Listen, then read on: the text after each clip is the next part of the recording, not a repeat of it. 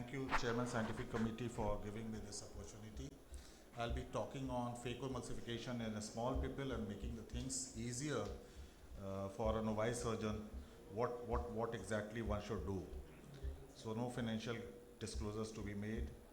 So the critical diameter is dependent upon the surgeon's skill and the technique, the intraoperative situations, and the RS tissue properties. RS tissue property is very important part of the maneuver which you do in cases of a small pupil surgery.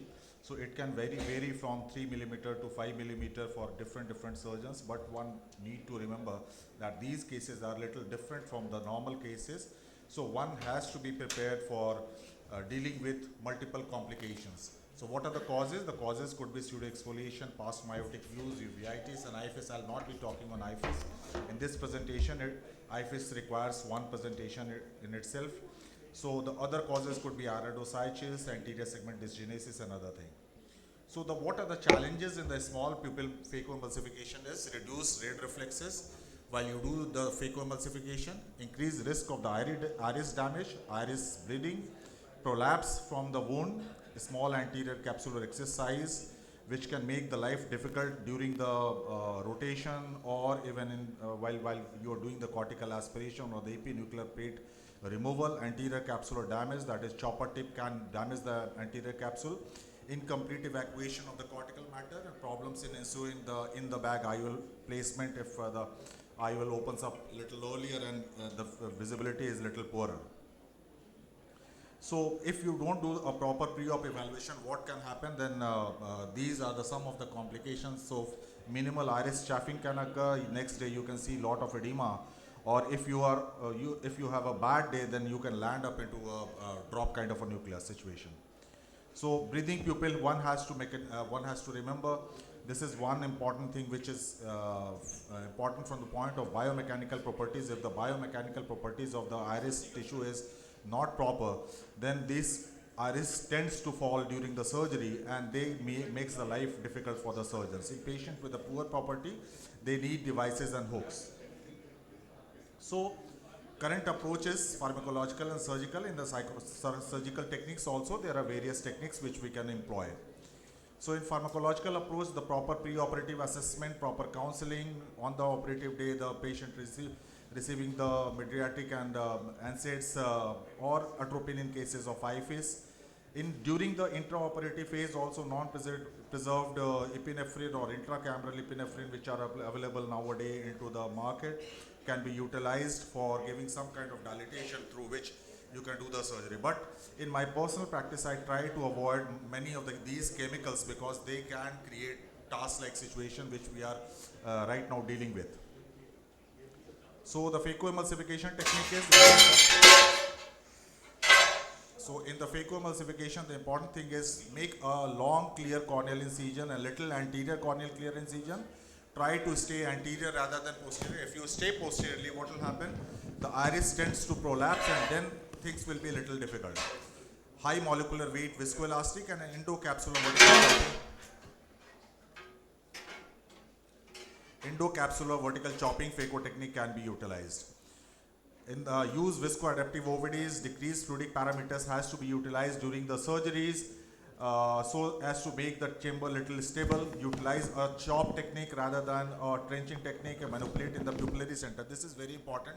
If you do most of the manipulation into the pupillary plane, the chances of hurting the iris tissue is lesser, and that can give you space, and the iris will not try to revert back and tend to revert back with pupillary constrictions.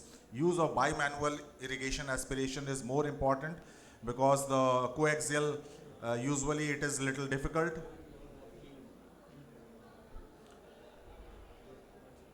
So in the surgical techniques, what are the other things which we can do? So one need to learn various techniques rather than going for just one technique. We can use synecholysis, iris stitching, iris cutting, and iris retaining devices. And these are basically meant for different surgical techniques, surgical scenarios also.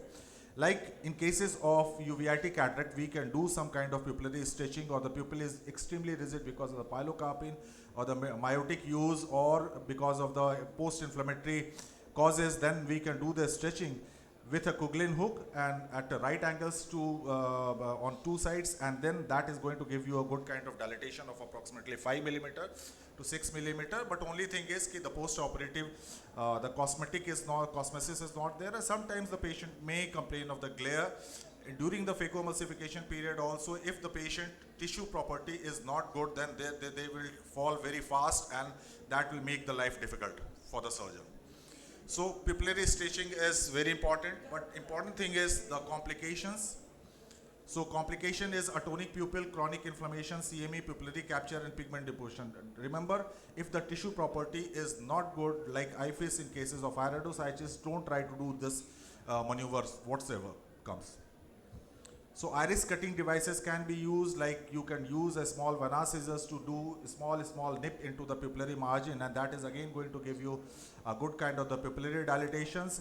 A pair of Vanna scissors is good enough, but again, since you are touching the iris tissue, that can result into the transient constant IOP rise, increased inflammation and CME. So one has to remember to control the post-operative inflammation in these cases. Pupil recovers with excellent physiological functions and cosmesis, but there is chances of increase in the CME cases. Then iris retaining and iris devices are there. Like first there are iris retractors, and there are iris retaining rings. Iris retractors can be used at the various planes, but only thing is to remember that has to be at the plane of the pupillary. BIBHUTI just run through. Just, yeah. So one has to use iris hook at the pupillary plane so that tenting is not there. So this is one device which one can use. Then there are good number of devices coming from the outside. Then there is another device which is Bhattacharjee BHEX ring, which can be utilized, and this is very good ring. Only thing is the insertion technique has to be learned very fast. This is a flexible jointless hexagonal device, and once you start using this device, you will love this device, since it is a uniplanar kind of device and gives a good kind of dilatation for performing a good phacoemulsification. So to conclude, I'll not go through the videos. So to conclude, follow a stepwise approach is very important. So every step has to be followed by the next step, and one has to prepare multiple plans for every next steps. Give importance to the size of the pupil and the biomechanical property. Important thing is stay in the center, prepare the patient for a prolonged surgical time, reduce the number of entry and exit from the anterior chamber. That is also very important. Modulation is again important, and try not touching the iris as much as possible, and also not try to be blind. Do the blind procedure as far as possible, otherwise you may land up into a deep trouble. Thank you very much.